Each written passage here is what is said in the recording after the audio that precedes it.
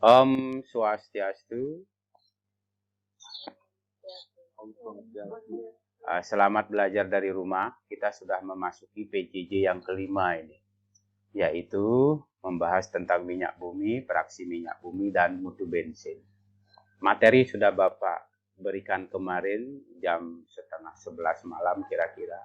Bapak kirim kepada siswa, kemudian dengan harapan bisa dibaca tadi pagi. Selanjutnya kita akan melakukan pembahasan tanya jawab, kajian lebih mendalam terhadap materi minyak bumi, fraksi minyak bumi, dan mutu bensin. Ini materi yang relatif gampang karena sifatnya hanya pengetahuan sehingga tidak membutuhkan analisis yang berat. Baik, minyak bumi. Kita mulai.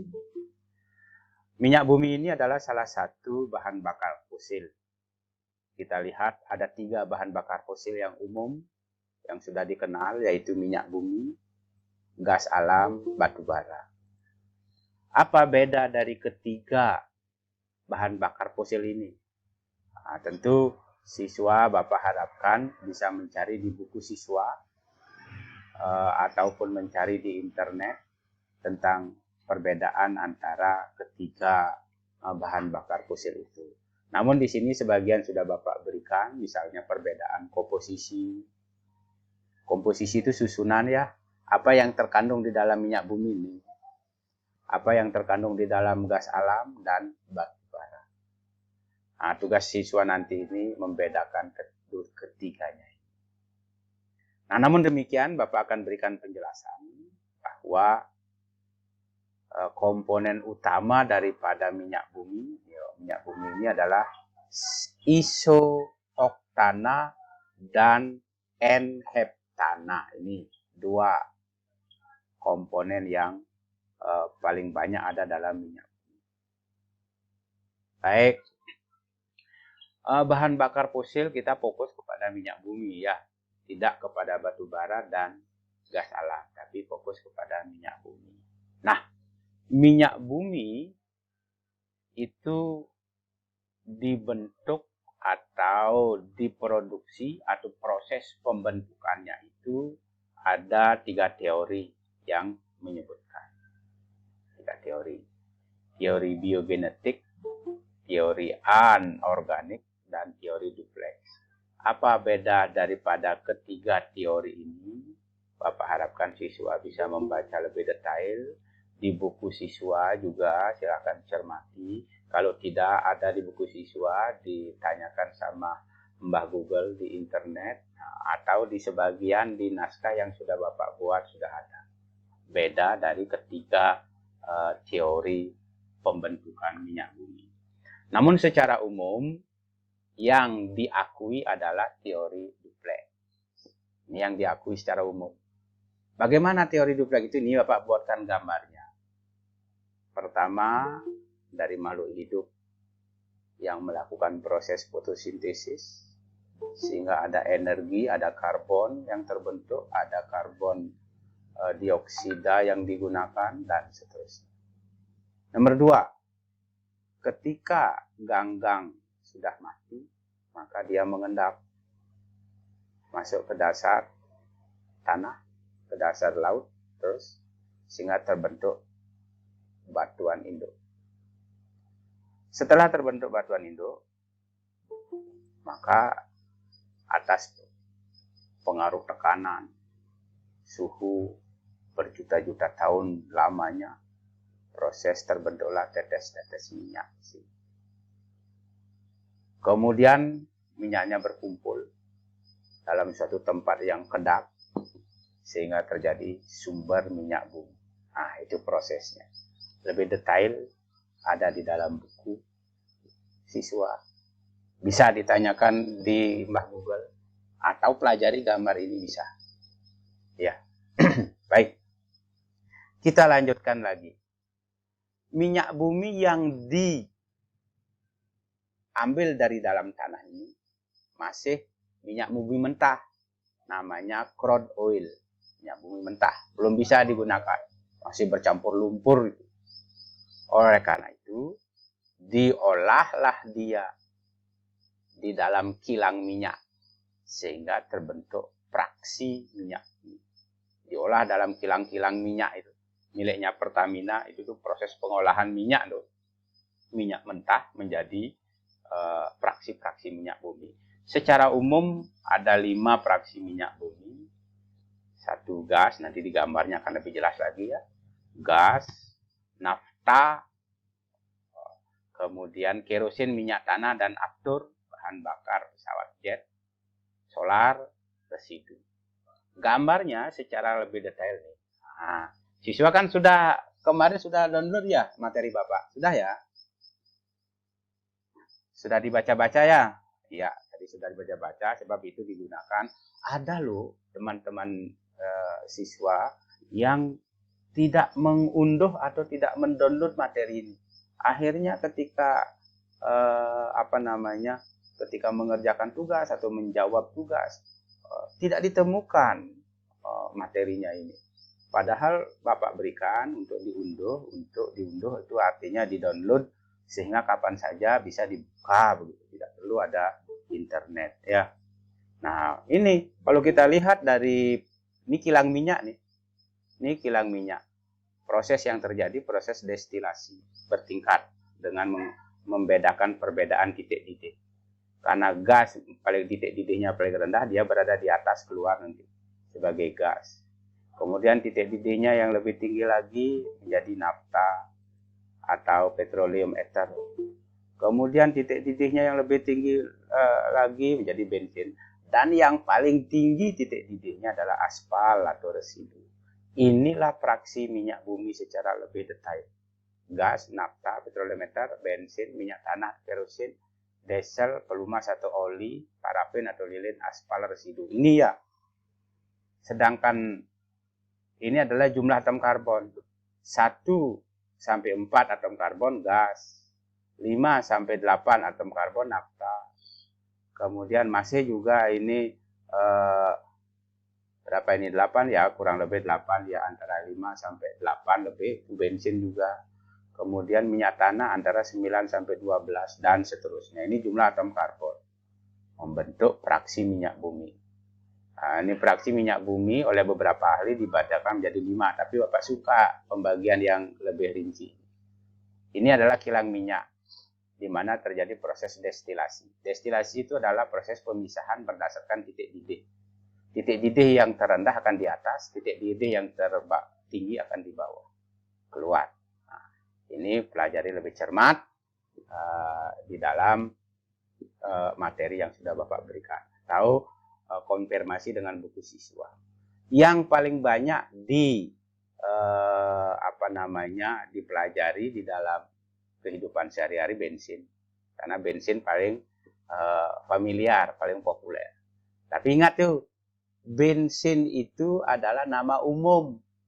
Kalau dulu hanya ada 1 saja, maka bensin. Sekarang sudah ada 4. Premium, Pertalite, Pertamax, Pertamax Plus. Ini adalah jenis bensin ini semua. Jangan siswa berpikiran Pertamax bukan bensin. Salah ya. Jadi jenis bensin itu ada 4. Premium, Pertalite, Pertamax, Pertamax Plus. Apa yang membedakan bilangan oktananya? Bilangan oktan itu adalah menyatakan kualitas bensin. Kalau bensin yang berkualitas, bilangan oktananya tinggi. Semakin tinggi bilangan oktana, maka pembakarannya semakin sempurna. Sehingga kendaraan menjadi lebih awet. Karena tidak ada getaran, karena pembakarannya sempurna. Nah, begitu. Jadi ini yang membedakan antara jenis-jenis bensin tersebut. Baik, Bapak sudah selesai menjelaskan secara padat, singkat, tetapi jelas karena bukunya sudah ada di siswa ya. Sebelum masuk ke pertanyaan-pertanyaan atau penyampaian tugas, Bapak akan absen dulu nih yang sudah hadir.